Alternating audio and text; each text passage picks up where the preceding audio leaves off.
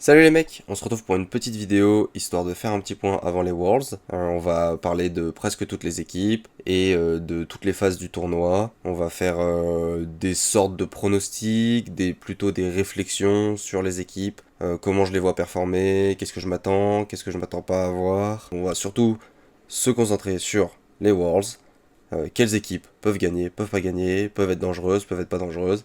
Voilà, on est parti et on va commencer d'abord par les play-in. Donc cette première phase du tournoi avec 8 équipes qui vont se battre pour les 4 dernières places au top 16, au main event en fait. Et ma première réflexion, en vrai, c'est que je sais pas trop comment les matchs ont été choisis. J'ai un peu un problème là-dessus. Après, j'ai du mal à me représenter le vrai niveau du site 3 MENA. Et peut-être que ma vision sur les matchs est pas forcément la meilleure. Parce que peut-être je me rends pas vraiment compte de qui est vraiment fort, qui est moins fort. Mais ouais, vous allez voir où je veux en venir. Bon, NIP, on en parlera plus tard. Pour moi, ils vont se qualifier. Et ils seront même intéressants plus tard dans cette vidéo et plus tard dans le tournoi, j'espère. MIBR et Genji, c'est deux équipes que je trouve intéressantes, qui devraient pouvoir passer et même faire un peu quelque chose en group stage. Peut-être venir titiller certaines équipes, etc. À suivre un peu. En théorie, comme quatrième équipe qui devrait se qualifier, je pense que j'aurais mis Shopify de base, Shopify Rebellion. Mais après, il y a Rock, donc les C3 MENA, dont je connais pas du tout le niveau. Voilà. Et après, on a TSM, Virtus Pro et FUT. Et parmi ces trois équipes-là, en vrai, de ce qu'on a vu dans l'année, tout le monde peut battre tout le monde. En théorie, je les vois pas se qualifier. Je vais y revenir. Donc, comme j'ai dit, en théorie, je verrais bien NIP, MUBR, Genji et Shopify. Sauf que, avec la manière dont la conception des groupes est faite, les 4 ne peuvent pas se qualifier ensemble. Car le perdant de NIP Shopify, si les deux équipes-là passent le premier tour, affrontera celui de Genji et de MIBR qui remontera le lower. Ce qui fait que une de ces 4 équipes, peut-être plus, mais au moins une de ces 4 équipes, ne se qualifiera pas. Et donc, une des 4 autres, à minima, se qualifiera entre Rock, TSM, Virtus Pro et FUT. Donc en théorie, Rock devrait passer parce que je pense qu'ils sont plus forts que les 3. Mais s'ils sont pas plus forts que ce trio de bottom, bah la place va se jouer entre les autres. Et en vrai, c'est à peu près le même niveau. Et de toute manière, c'est pas si important parce que c'est des équipes qui feront rien après en group stage. Encore moins que pour une ronde suisse, comme on avait dans les majors. C'est un peu mon bilan sur les play-in. J'y passe pas trop de temps parce que en vrai, ce sera un peu moins intéressant, même s'il y a des petits matchs qui peuvent être sympas, voir un peu comment NIP rentre dans le tournoi. Donc, passons au group stage. En théorie, au premier tour, on n'aura que 2 matchs vraiment serrés. On pourrait être surpris, mais c'est comme ça que je le vois. Celui entre Ultimate et Kikai, que je vois potentiellement serré. Et peut-être celui entre Dignitas et une des équipes qui sort du play-in. Pourquoi peut-être? Parce que, en théorie, ce serait NIP. Et que le NIP Dignitas peut être intéressant. Ce groupe A, effectivement, est plus stack. Du coup, je vois pas du tout Rock et Wildcard en capacité de faire quelque chose. Je pense que c'est vraiment mort. Il n'y a aucune chance, je pense. Peut-être qu'ils battent une de ces 6 équipes sur un exploit. Allez, pourquoi pas. Mais alors, assez pour passer en playoff, non. Et puis même, en vrai, à la limite, peut-être Wildcard peuvent être une équipe qui peut intéresser. Mais non, je les vois pas faire quelque chose. Et le groupe B, bah on a vraiment 4 favoris. Et s'ils gagnent bien leur match, ça devrait pas être trop difficile. Vu l'écart de niveau avec les 4 plus faibles, qui s'affronteront en lower en théorie, et ça pourra donner des matchs qui peuvent tourner dans les deux sens, il y aura le public si je me trompe pas, donc ça peut être cool. Mais ça devrait pas changer quelque chose au final. Falcons et Vita devraient pas trop trembler en group stage. Derrière, est-ce que ça peut glisser pour Energy et Twist Minds? Bah, le vainqueur des play-in, enfin du match de play-in entre MIBR et Genji, s'il gagne son deuxième match, jouera NRG. Peut-être que ça peut surprendre, c'est des équipes qui... Bah, Genji, ils savent jouer contre NRG. MIBR, ça peut être intéressant, Race Bull. Mais NRG, ça reste une équipe sérieuse en début de tournoi, ça m'étonnerait quand même. Genre, j'en parle comme si c'était probable. Ouais, je serais très étonné. Peut-être que Twist Mind a plus de chances de glisser. Parce que s'ils perdent contre NRG, ils joueraient le vainqueur de Space Station Genji. Et à ce moment-là, ça peut glisser. Mais c'est aussi possible que Twisted Minds renverse NRG dès le deuxième match du tournoi. Et du coup, que ce soit NRG qui soit en difficulté comme contre Space Station et Genji. Donc en vrai, les deux peuvent arriver. Pour revenir au groupe A, je pense que Geekay sera fort en groupe. Et peut même peut-être éliminer un des gros morceaux du tournoi. On reviendra sur leur cas. Si NIP gère bien leur play-in, je les vois arriver fort en groupe et même battre Dignitas. J'ai pas mal d'espoir pour leur trio. Et du coup, voilà, je vous affiche à l'écran mes pronos finaux pour la phase de groupe. Alors, les scores, c'est pas vraiment le score que je vois arriver, mais c'est plutôt pour vous représenter un peu comment je m'imagine les matchs. Un 3-0 pour un favori et un challenger qui a vraiment peu de chances de gagner, ou ce sera sûrement un stomp. 3-1, c'est plutôt un match entre un favori et une équipe qui peut avoir un bon niveau, qui sur un concours de circonstances, sur un très bon jour et un très mauvais en face, peut peut-être gagner. En tout cas, je les vois avoir un peu plus de chances que pour les 3-0. Et 3-2, par contre, ça c'est vraiment le match qui peut partir dans les deux sens. C'est 3-2, c'est tous les matchs que je vois être potentiellement serrés. À la fois les matchs pièges entre favoris et un peu moins favoris, et à la fois les vrais matchs entre deux équipes de même niveau, quoi. Bon, maintenant, on peut passer aux playoffs. Et je vais pas faire de pronostic précis dans cette vidéo pour les playoffs. Je les mettrai sûrement sur Twitter. Il est dans la description. Kudaofi, n'hésitez pas à passer. J'essaie de tweet un petit peu de temps en temps. Mais là, on va pas faire de pronostic précis parce qu'on va plutôt s'intéresser à 10 équipes.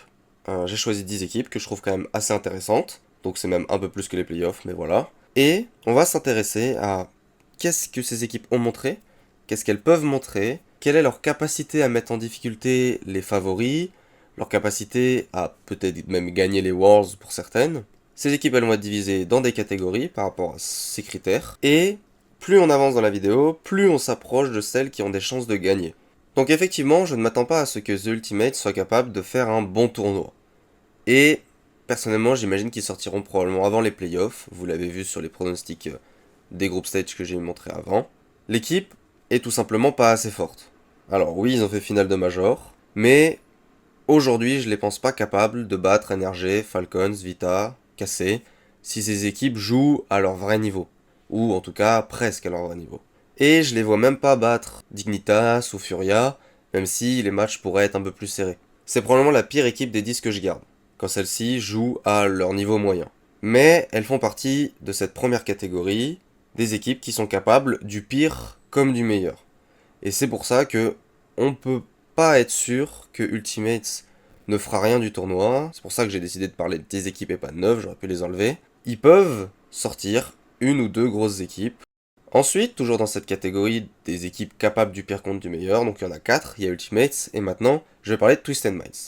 Pourquoi Twisted Minds sont pas plus hauts? Parce que même s'ils ont su montrer un très haut niveau de jeu à certains moments de l'année, par exemple lors du River Sweep contre KC, et d'ailleurs dans la vidéo que j'ai fait sur ma chaîne, je les ai beaucoup mis en avant parce que je trouve qu'ils sont très bien joués, même s'ils ont peut-être la formule pour battre KC, et encore c'était que sur un match, pas sûr qu'ils puissent le reproduire, je pense qu'ils iront en playoff, peut-être même en battant NRG, on sait pas, en BO5, mais ça peut aussi être l'équipe qui offre sa place à Space Station.